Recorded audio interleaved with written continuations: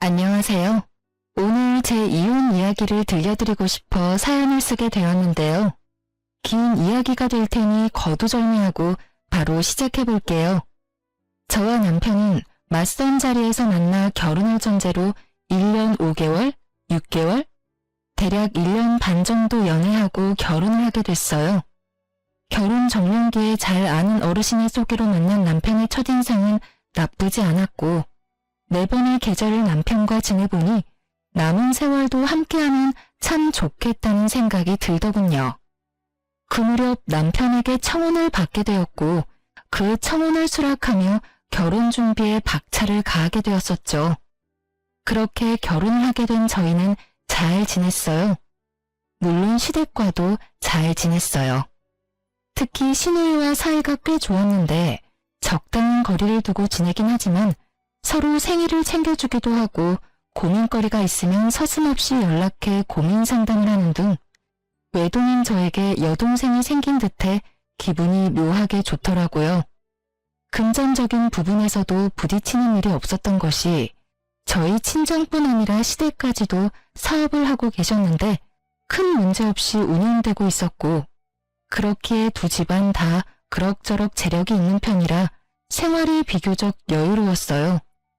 결혼을 하고 난 후 양쪽 집뿐 아니라 남편까지도 안 사람은 집안 살림을 잘 이끌어야 한다는 생각이 강했고 전 그 뜻을 받아들여 일을 그만두고 전업주부로 지내게 되었죠.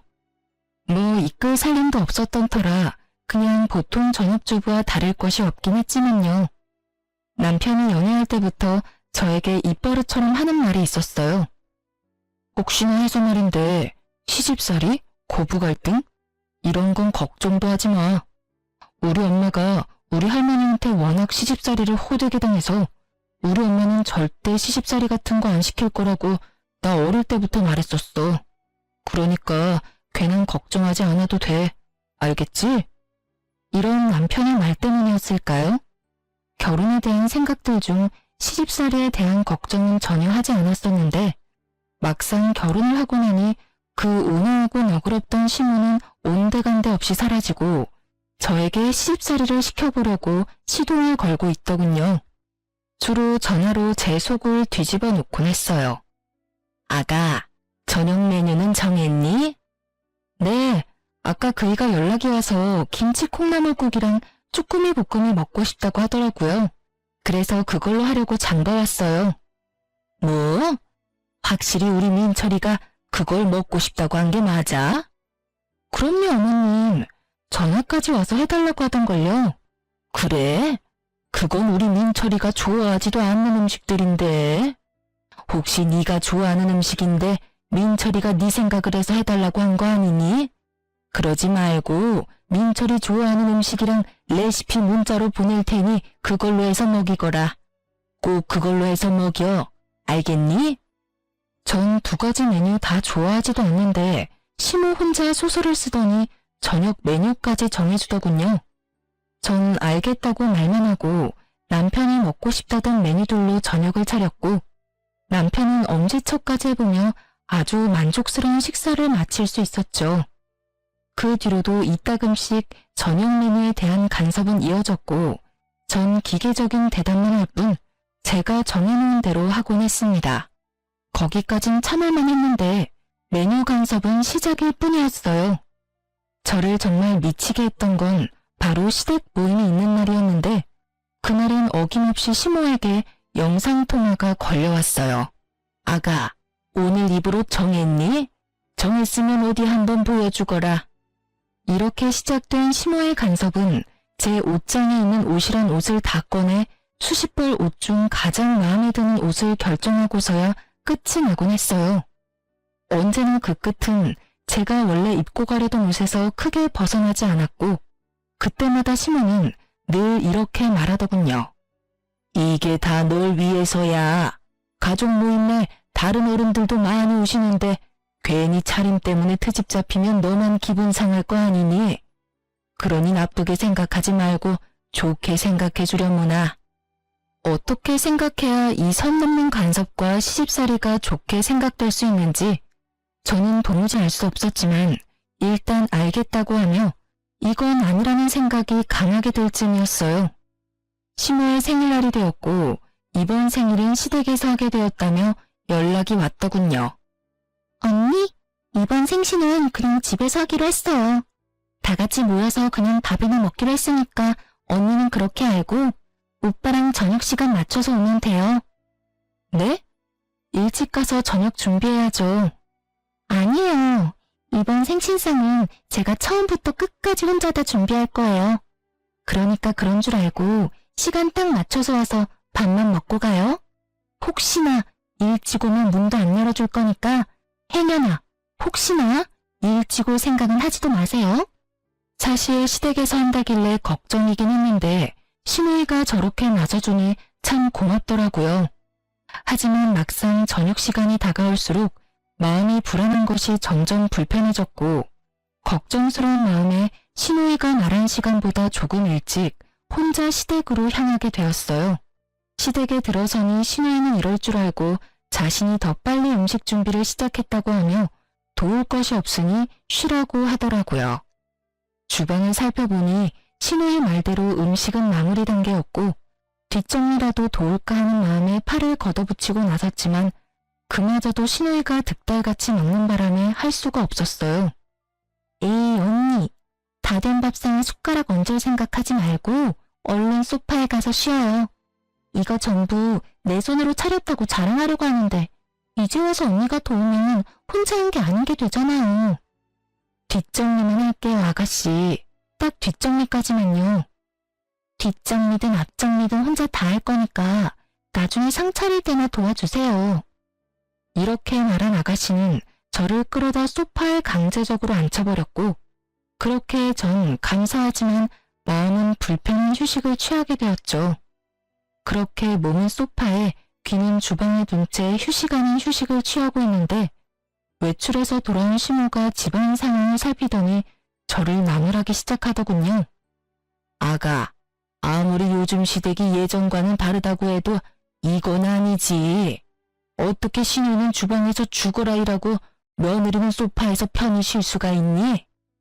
이렇게 말하며 저를 혼내는데 이해가 되면서도 이렇게까지 화낼 일인가 싶은 오묘한 감정이 들어 말이 나오지 않더라고요. 또 제 입장에선 무어라 말을 꺼내는 것도 참 애매하기도 했고요. 그런 제 마음을 알았는지 시모의 소리를 들은 시누이가 손에 묻은 물도 제대로 닦지 않은 채 뛰어나오더라고요. 엄마 그만! 언니 혼내지 마. 언니는 같이 할 거라고 일찍 왔는데 내가 혼자 한다고 우겨서 언니도 벌서고 있는 중이었어. 그러니까 언니한테 뭐라고 할 것도 없어. 시누이는 있는 사실 그대로 말하며 제 편을 들어주었고 그쯤 했으면 시모도 이해하겠지 싶었는데 시모 생각은 그렇지 않은 것 같더라고요. 아니 아무리 그렇다고 한들 너 혼자 소파에 앉아서 편히 쉬는 게 말이나 되니? 난 정말 이해가 안 된다. 시모는 점점 열을 올려갔고 그런 시모의 태도가 시누이 역시 이해가 되지 않는지 시누이가 시모의 말을 받아치더라고요. 아니, 난 엄마가 이해가 안 되는데? 뭐라고? 내가 뭘 어쨌다고 이해가 안 된다는 거니? 그렇잖아. 엄마 생신상 딸이 챙기는 게 당연한 거지. 며느리가 차리는 게 당연한 거야? 엄마, 엄연히 며느리는 피 한 방울 안 섞인 남이고 난 엄마 배 아파서 낳은 엄마 자식이야. 그런 자식이 엄마 생일 때 낳아주셔서 감사합니다 하는 마음으로 엄마 생신상 혼자 정성껏 차려주겠다는데 이게 이렇게까지 화낼 일이야? 가끔 시누이와 연락을 주고받으며 참 똑부러지는 사람이다 싶었는데 이날 보니 말도 참 똑부러지게 잘하더라고요. 시모는 시누이의 말에 할 말이 없었는지 말 한마디 하지 않은 저를 노려보고선 방으로 들어가 버리더군요. 전 딱히 잘못한 것도 없이 아주 불편한 마음이 들었고 이내 상을 차리기 시작했습니다. 시누이는 그 당시 결혼을 앞두고 있어 다이어트를 한다며 저녁을 먹지 않고 있었는데 그날 식사 자리에서도 저녁은 먹지 않을 거라며 자기 밥은 담지 않더라고요. 전 밥을 제외한 음식들을 그릇에 담아 식탁으로 옮겼고 시모는 완성된 음식들의 간을 봐주고 있었어요. 그렇게 상이 완성되고 남편의 옆자리에 앉았는데 제자리엔 딱 보아도 새밥이 아닌 식은 밥이 떡 칸이 있더라고요. 그때 기분 참 더럽더라고요. 황당하기도 했고요. 이 무슨 짓거리인지 말도 나오지 않았어요. 전 당황스러움에 밥엔 손도 대지 않고 가만히 있으니 남편이 왜 그런가 싶어 저를 보다 밥을 발견했고 저보다 더 당황한 남편이 이유를 물어오더군요.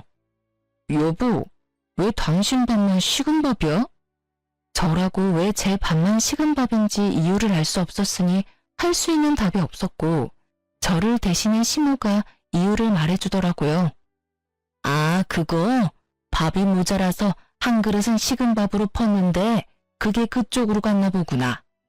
밥이 식어서 그렇지 오늘 한 밥이니 그냥 먹어도 돼. 당연하다는 듯 시모는 이렇게 말했고 주방에서 뒷정리를 하고 온 시모는 분위기가 이상해 보이자 이게 무슨 일이냐고 물어오더군요. 분위기 왜 이래? 무슨 일 있어? 무슨 일은 아무 일도 아니야.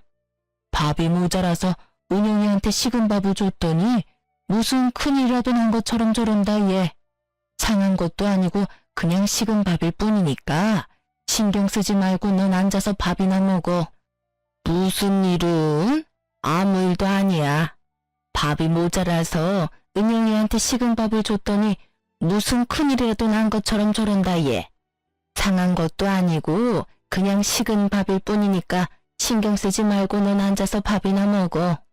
시모의 말에 신우의 표정은 점점 굳어져 갔고 시모의 말이 끝나자마자 자신의 자리에 놓인 밥그릇과 제 밥그릇을 바꿔놓더니 화를 내기 시작하더군요. 엄마, 진짜 왜 그래? 나 다이어트 한다고 저녁 안 먹는 건 몰라? 아유, 깜짝이야. 깜빡했어, 얘. 그렇다고 넌 엄마한테 화를 내고 그러니? 아니, 깜빡했다고 한들 밥도 넉넉히 해서 밥솥에 밥 많이 남았던데 왜 언니한테 식은 밥을 줘? 그거야 먹다 보면 네 아빠나 오빠가 밥이 모자랄 수도 있으니 그랬지. 밖에 나가서 힘들게 일하는 사람들인데 찬밥 먹일 수 있어? 따뜻한 밥 먹여야지. 전 어이가 없었고 저보다 신우이가 더 어이가 없다는 말투로 두 남자에게 밥이 모자라냐고 물었고 두 사람은 지금도 충분히 많다는 대답을 내놓았죠.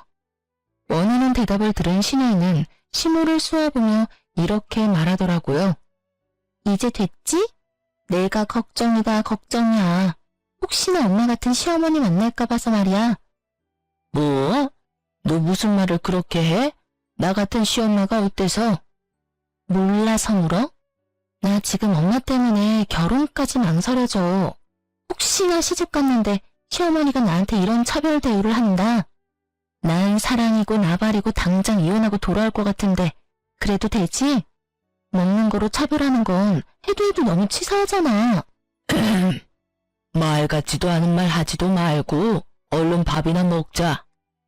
시부의 말에 신우의 말이 끊기긴 했지만 정말 속이 다 시원하더라고요.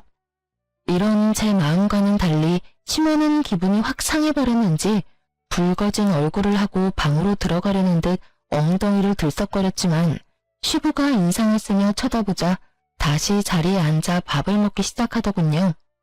그렇게 아슬아슬하던 식사가 끝나고 일상으로 돌아왔지만 좋기만 했던 부부 사이는 나빠지고 있었어요.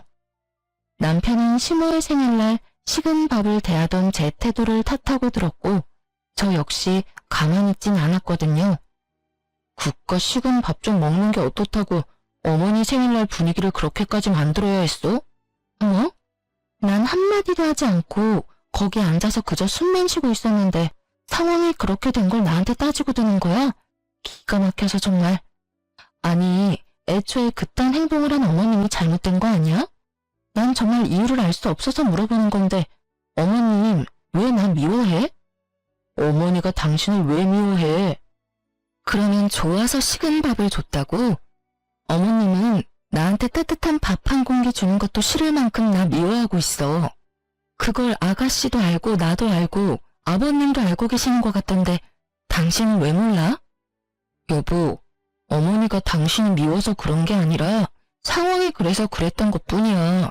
당신도 들었잖아. 혹시나 아버지랑 내가 밥이 모자랄까봐 그렇게 하셨다고.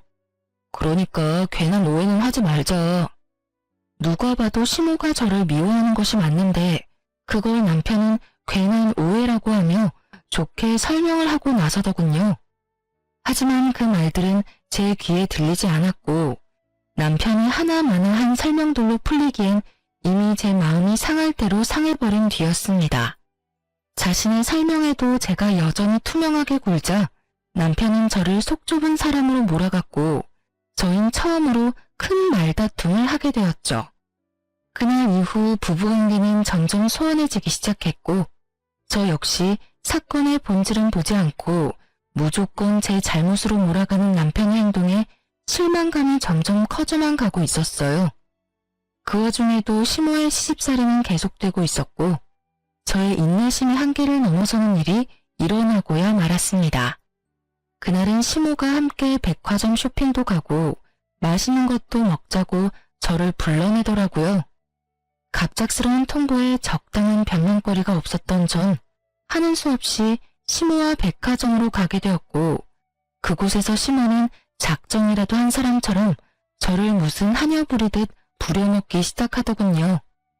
백화점을 돌며 온갖 잔심부름을 시키는 것은 물론 짐이란 짐은 다 제 손에 쥐어주고선 끊임없이 쇼핑하기 시작했고 몇 시간 동안 돈을 써대던 시모는 돈 쓰는 것도 힘들다며 밥을 먹으러 가자고 하더라고요.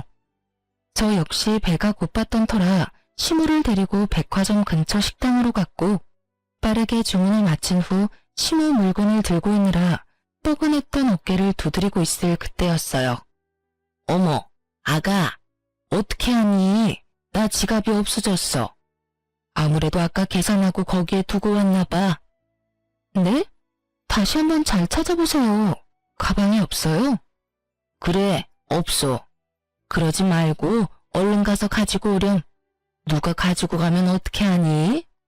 시모의 지갑은 남편이 첫 월급을 타 사준 지갑으로 의미가 큰 지갑이란 걸 알았던 터라 전 다른 생각은 전혀 하지 못한 채 몸이 반사적으로 움직이기 시작했어요. 백화점에 도착한 저는 마지막 매장에 들러 지갑을 찾기 시작해 시모가 돌았던 매장을 차례대로 돌며 지갑을 찾아보았지만 어디에도 없었고 CCTV라도 돌려봐야 하나 싶어 고객센터로 발길을 돌리는 순간 시모에게서 전화가 오더군요. 아가, 얼른 다시 오렴. 지갑 찾았어. 네? 지갑 찾았다고. 자켓 주머니에 있지 뭐니? 아, 주머니에요? 그래, 10년 감수했다 정말. 어쨌든 지갑은 있으니까 얼른 오렴. 시모의 말에 전 다시 식당으로 향했고 식당에 가니 시모는 제가 주문한 음식까지 다 먹어치운 후더라고요. 아니 정확히는 다 남기긴 했는데 제 음식까지 제가 손댈 수도 없게 다 헤집어 놓은 뒤였어요. 이쯤 되니 알겠더라고요. 이 모든 게 저를 골탕 먹이기 위해 벌인 일이라는 것을요. 시모는 저를 향해 네가 어쩔 건데 라는 말을 써놓은 듯한 표정을 지어 보였고 저는 저를 왜 이렇게까지 미워하는지는 모르겠으나 이젠 그 이유와는 무관하게 더는 참지 않기로 했죠. 그동안 시모에게 잘 보이려고 했었던 많은 노력들과 식은 밥을 보고서도 불만 한마디 하지 못했던 저의 모든 지난날이 머릿속을 스치며 저는 그야말로 각성을 해버렸던 거죠. 시모는 제가 룸 문을 열고 들어가 자리에 앉아 상황 파악을 끝내자 승리의 표정을 지으며 이렇게 말하더군요.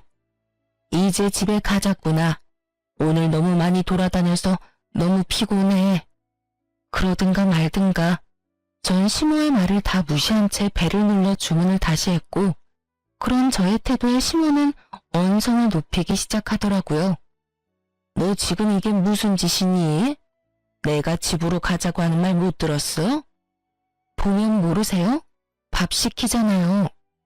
참나, 어른이 식사를 다 하고 일어나면 당연히 너도 따라 일어나는 게 예의야.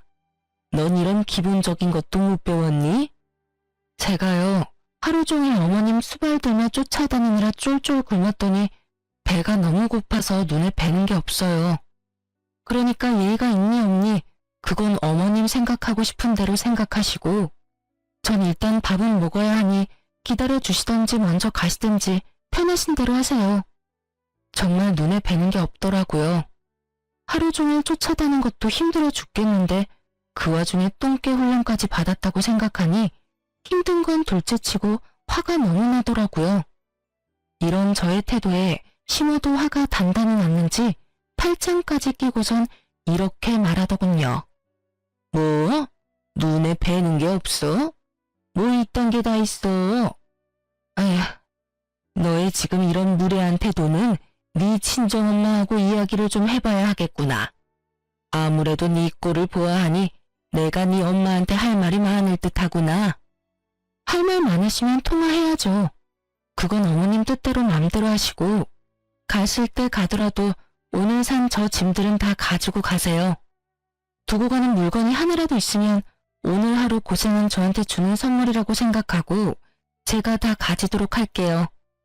그날 시모는 제가 모시고 왔기 때문에 차를 가지고 오지 않았고 혼자 지고 이고 택시를 타기엔 짐이 많았던 터라 시모는 설마 하는 마음으로 단 하나도 챙기지 않고 그냥 가버리더라고요. 시모에게 한 말이 모두 진심이었던 저는 밥을 맛있게 먹고 난 후 택도 떼지 않은 새 상품을 모두 중고로 팔아버렸고 그 돈을 아주 기쁜 마음으로 평소 기부하던 단체에 모두 기부해버렸습니다.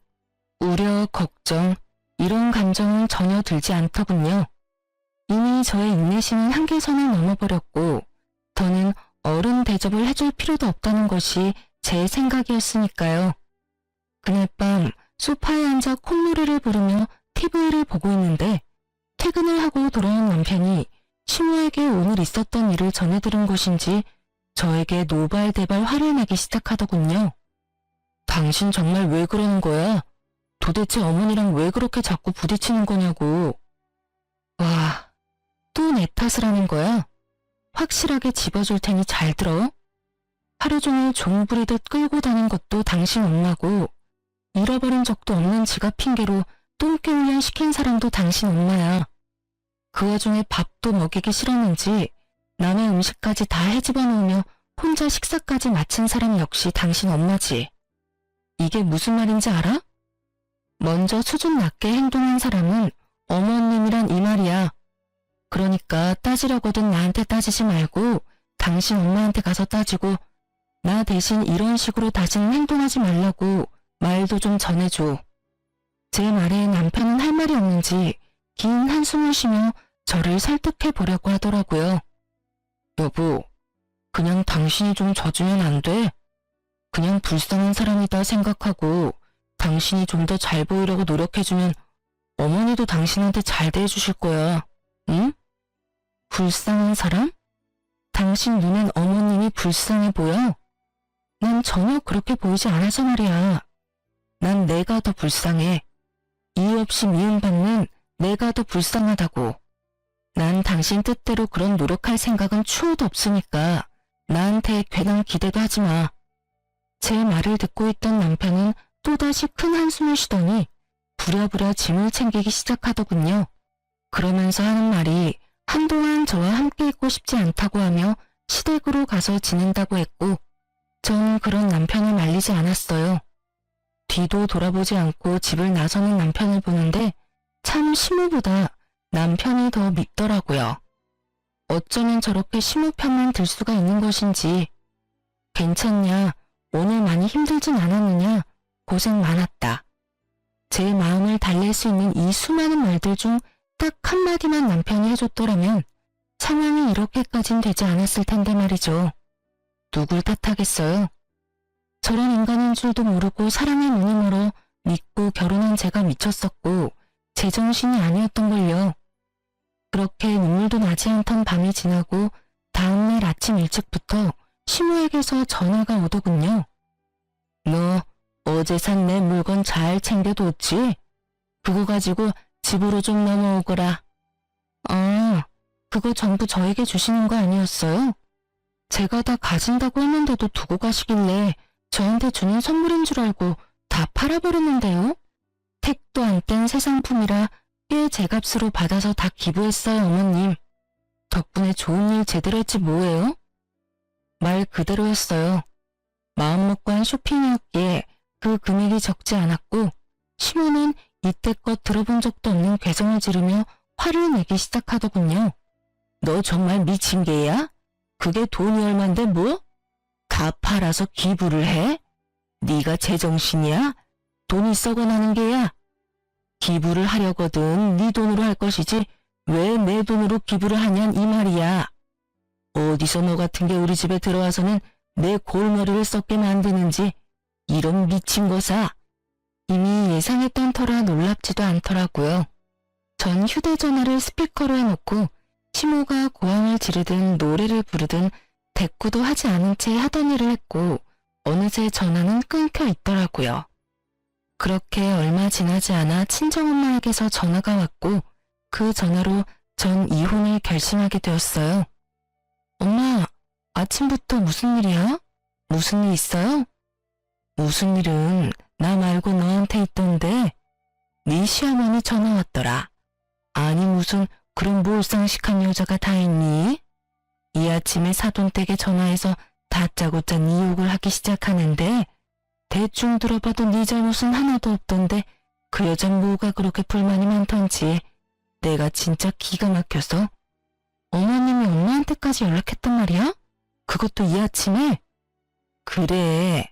아유, 다 됐고 내가 지금 너 데리러 갈 테니 준비는 하고 있어. 나보고 너 데리고 당장 네 시댁으로 오라고 하더구나. 무슨 말을 하려고 그러는지 내가 직접 가서 들어봐야겠어. 엄마, 일단 진정 좀 해. 내가 지금 진정하게 생겼어? 그 어렵다는 사돈한테도 이따위로 구는데 너한테는 어떻게 했겠어? 내가 지금 손이 다 떨려온다고. 엄마, 일단 진정 좀 하고 기다리고 있어. 내가 다 생각이 있어서 그래. 내가 알아서 해볼 테니까 조금만 진정하고 기다려줘요, 응? 일단 알겠는데 다시 한번 이런 말 들리면 가만히 있지 않을 거니까 확실하게 마무리 지어. 도저히 안 될 것 같으면 이혼해. 어디 남의 집 귀한 딸 데리고 가서 2년 전엔 욕짓거리냐고. 어쨌든 넌 잘못한 거 하나도 없으니까 괜히 기죽지 마. 알겠어? 네, 알겠어요. 들어보니 정신 나간 시모는 친정엄마에게 2년 전엔 하며 욕까지 한 모양이더군요. 아무리 머리끝까지 화가 났다고 해도 사돈한테 자식 욕을 하는 건 좀 아니지 않나요? 그 순간 전 이혼을 확신하게 되었고 그간 수없이 연락을 드릴까 말까 고민했던 사람에게 전화를 걸어 시댁으로 와달라고 부탁을 드리곤 시간을 맞춰 시댁으로 향했어요. 시댁에 도착하니 제가 부른 사람을 포함해 시댁 식구들이 다 모여있더군요. 제가 시댁으로 와달라고 부탁까지 한 사람은 다름 아닌 시모의 시모, 즉 시할머님이었고 시종호를 중심으로 오른쪽엔 시부와 시누이가 서 있었고 시모와 남편은 시종호의 발 아래 무릎을 꿇고 앉아 있더라고요. 저는 천천히 시댁으로 들어갔고 저를 발견한 시할머님은 자신의 옆에 저를 앉히더니 따스하게 절 보듬어 주시더군요. 아가, 오는 길에 네 엄마한테 이야기 다 들었다. 그런 일이 있었으면 진작에 할미한테 연락을 했어야지. 왜 그걸 다 참고 살았노? 고생 많았다. 고생 많았어. 사실은 저희 외할머니와 시할머님은 어릴 때부터 친구 사이였어요. 시할머님은 제 친정 식구들과도 가깝게 지내왔었는데 평소 저를 남다른 애정으로 예뻐해 주시던 시할머님께서 자신의 손주였던 남편과의 맞선을 주선해 주셨던 것이었어요. 저희 결혼과 동시에 시조모는 저희 할머니와 함께 고향으로 내려가 지내며 일체 시댁 일엔 간섭을 하지 않고 계셨는데 엄마를 통해 지금 이 모든 상황을 전해 듣게 되신 거죠. 저의 손을 꽉 잡은 시조모는 득달같이 시모를 잡기 시작하셨고 그 뻔뻔스럽도록 당당하던 시모는 목이 부러져라 고개를 숙이고 있더군요. 내가 널 이래서 싫어했던 게야. 그리 내가 그 못된 성정을 버리라고 했거늘 아직도 그 벌은 못 고친 게야? 이렇게 시작된 시조모의 말은 정말 충격적이더군요. 너 시집온 그날부터 네 아랫사람들한테 뭐라고 하고 다녔는지 내가 다 알고 있다.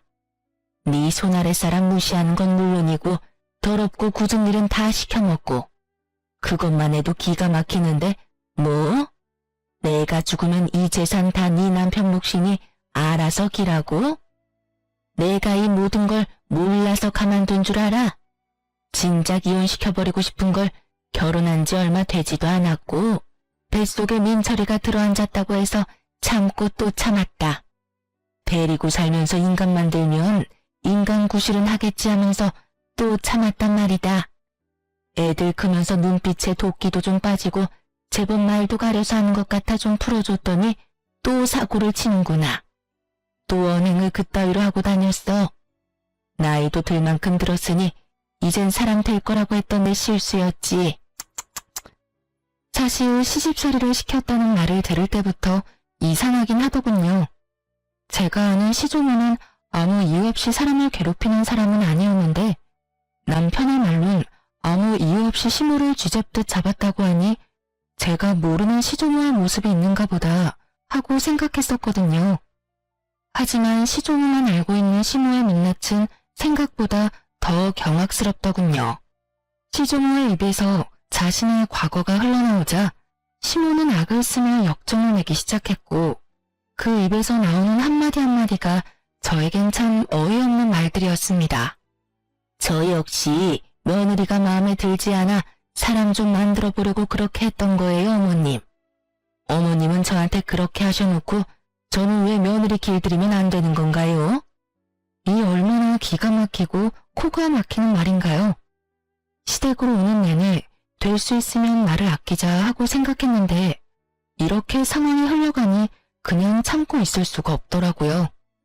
어머님, 전 아무리 생각해도 어머님께 큰 잘못한 것이 없는데 저의 어떤 점을 그리도 미우셨어요? 제가 뭘 그렇게 잘못했길래 절 길들이려고까지 했는지 정말 궁금하네요. 저요, 어머님이 저한테 적대적으로 대하기 전엔 전화도 자주 드리고 살갑게 굴면 어머님의 말도 안 되는 트집에도 다 맞춰드리려고 노력했었어요. 그런데 그런 제 노력에도 어머님은 그저 저를 미워만 하셨었잖아요. 제 말에 어머님은 아무런 말도 하지 못하고 있더군요. 당연한 일이었어요. 백화점 사건이 있기 전까지 전 시모에게 잘하려고 했었고 시모의 말도 안 되는 시집살이에도 이렇다 할 말대답 한 번 한 적이 없었으니까요. 아무리 머리를 짜내어 봐도 할 말이 없던 시모는 입을 꾹 다문 채 저를 노려보더군요. 그런 시모의 행동에 서름이 터져버린 저는 그간 시모의 행동을 하나하나 다 읊어주었죠. 제 말이 길어질수록 시조모와 시보의 얼굴은 점점 굳어져만 갔고 제 말이 끝나자 시조모는 믿을 수 없다는 듯 화를 내시더라고요. 이 말이 다 사실인 거야?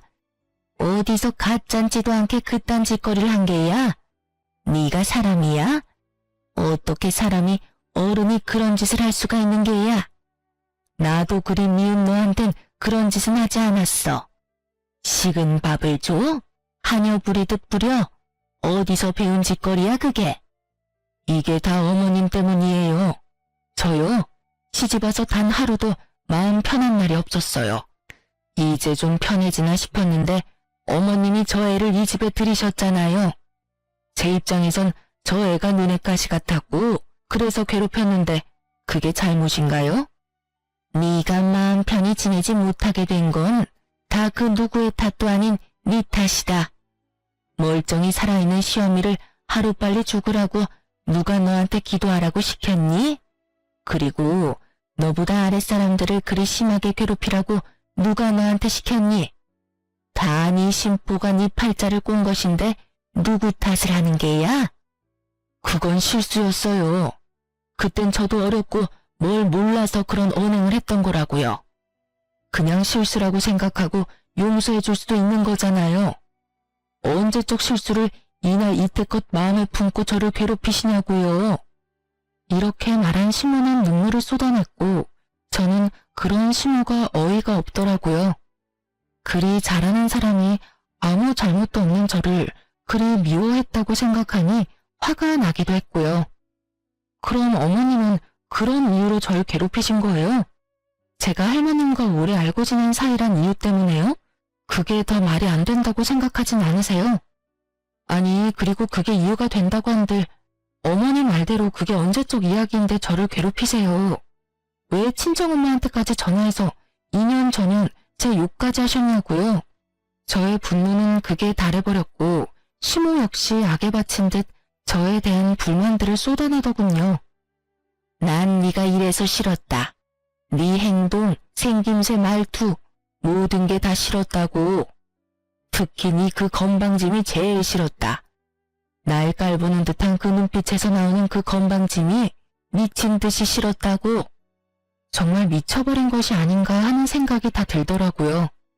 전 정말 맹세코 일이 일어나기 전까진 시모에게 살갑게 대했기에 저 정도 자격지심이면 병이라는 생각마저 들기도 했습니다.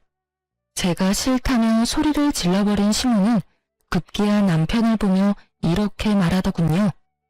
이왕 일도 이렇게 됐고 민철이 너 당장 이혼해. 더는 이딴 년이 너하고 사는 꼴은 보기도 싫다. 시모는 결국 이혼이란 말을 입에 올렸고 남편은 되묻기만 할 뿐 아무 말도 하지 않더라고요.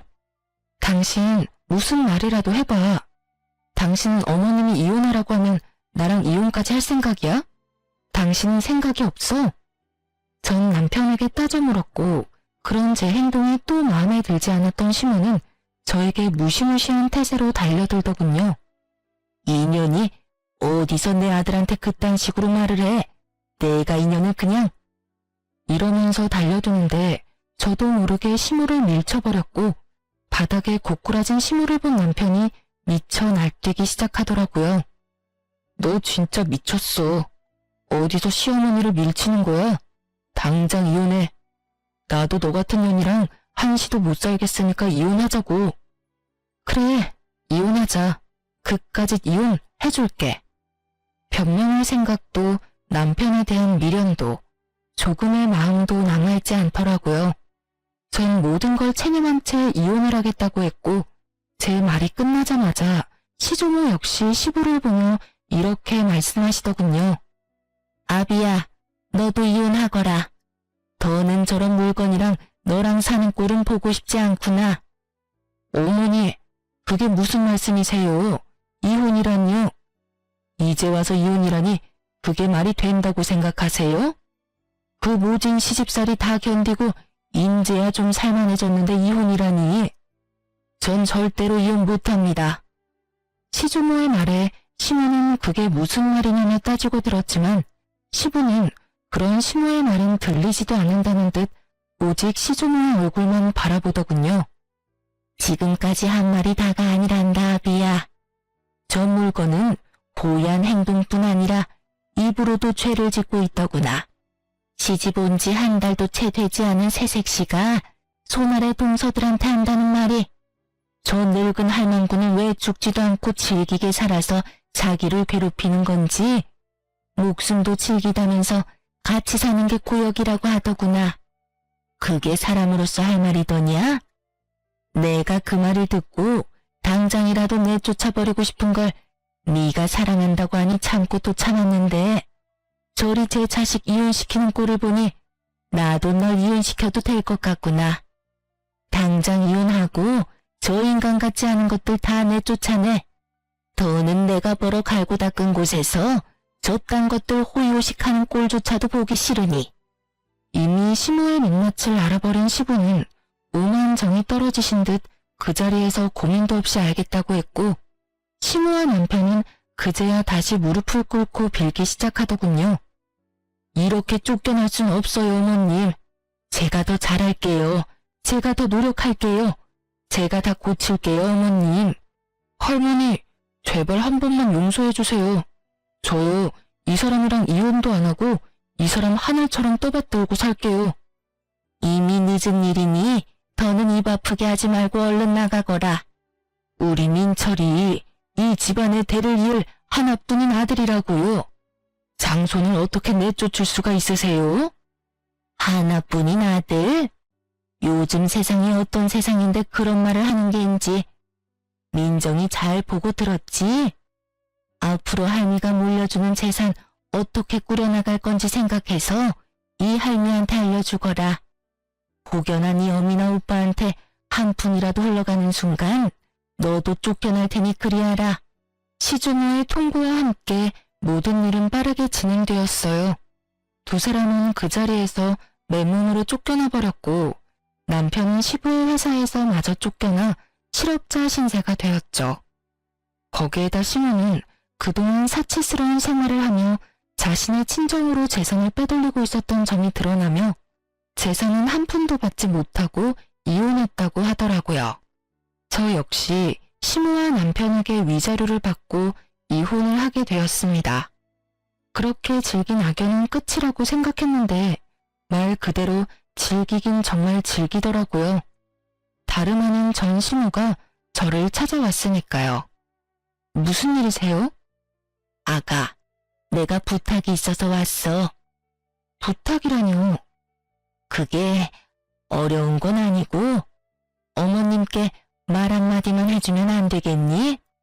우리 민철이라도 좀 받아달라고 말이야. 난 어떻게 되든 상관없는데 우리 민철이는 아직 살아갈 날이 많이 남았잖니. 그러니 네가 그간의 정을 생각해서라도 우리 민철이만이라도 그 집에서 살게 해달라고 해다오. 네가 말하면 다 들어주실 게야. 정말 반성해서 흘리는 눈물이 아닌 억지로 쥐어짜내는 눈물인 게 어쩌면 그리도 티가 나는지. 속아주고 싶어도 속아줄 수가 없더라고요. 그래서 전 더욱 단호하게 전시모에게 물었어요. 제가 왜 그래야 하는데요? 자신의 눈물을 흘리며 부탁을 하면 당연히 들어줄 것이라고 생각했는지 저의 단호한 태도에 전시모는 적잖게 당황을 한 것 같더라고요. 그 짧은 순간이었지만 미간이 구겨지는 것을 제 두 눈으로 봐버렸거든요. 하지만 이내 다시 불쌍한 척을 하며 저에게 애원하기 시작하더군요. 너희 사랑하는 사이였지 않니? 민철이랑 나 오갈 데도 없는 신세다 지금.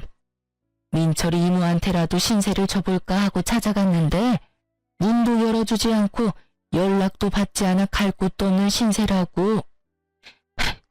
내가 자기들한테 어떻게 했는데? 내가 그간 가져다 준 돈이 얼만데 어떻게 그렇게 연락을 딱 끊을 수가 있는지. 이렇게 벌 받을 만큼 받았으니 제발 이렇게 부탁하마. 민철이만이라도, 응?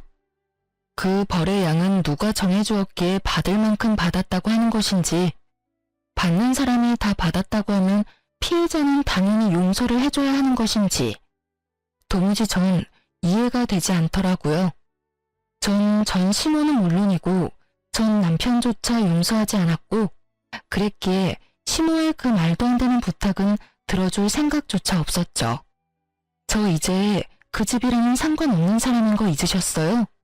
직접 그렇게 만드셨잖아요. 어쨌든 전 이제 그럴 능력도 없고 그럴 마음도 없으니 그런 부탁하지 마세요. 제 말에 이때껏 거짓 눈물로 애원하던 시모는 말이 끝나자마자 제 머리채를 잡고 흔들기 시작하더군요. 워낙 가까운 거리기도 했고 갑작스럽게 일어난 일이라 미처 피할 틈도 없이 머리채가 잡혀버렸고 무슨 힘이 그렇게도 대단한지 아무리 발버둥 쳐보아도 있는 힘껏 잡아준 시모의 소나기에서 벗어나지 못하겠더라고요. 이거 나요. 노라고요. 너 인연 오늘 너 죽고 나 죽는 날이다. 그런 부탁을 하지 마. 오냐, 네 말대로 그런 부탁은 이제 할 일이 없을 거다. 오늘 너 죽는 날이니까 말이다. 저는 고함 소리와 함께 전 시모 역시 고함을 질러댔고 무슨 일인가 싶어 나온 옆집 분이 경찰에 신고를 해주신 덕에 시모의 손에서 벗어날 수 있었습니다. 그렇게 전 시모는 경찰서로 끌려갔고 다신 저를 찾아오지도 찾지도 않겠다는 각서를 받고 합의를 해주었어요. 그 후 소식을 전해 들은 시누이에게서 연락이 왔더라고요. 언니, 이야기 들었어요. 괜찮아요? 네, 좀 놀라서 그렇지 다친 곳은 없어요. 다행이다. 이야기 듣고 얼마나 놀랐는지 몰라요. 제가 엄마랑 오빠 살 작은 집 얻어줬으니까 앞으로 언니 찾아갈 일은 없을 거예요.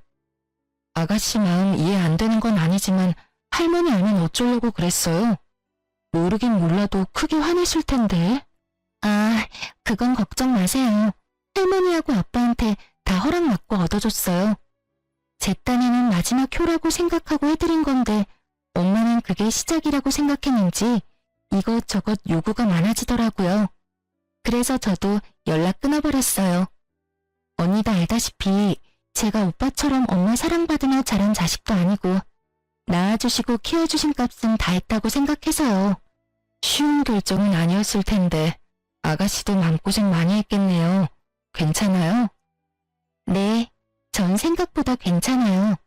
저보단 오빠가 큰일이죠 뭐.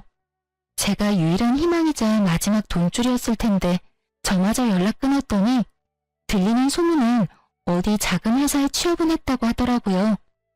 그런데 뭐 버텨내겠어요? 한평생 고생이란 모르고 편하게만 살았는데. 뭐 이제 알아서 잘 살기만을 바라야죠.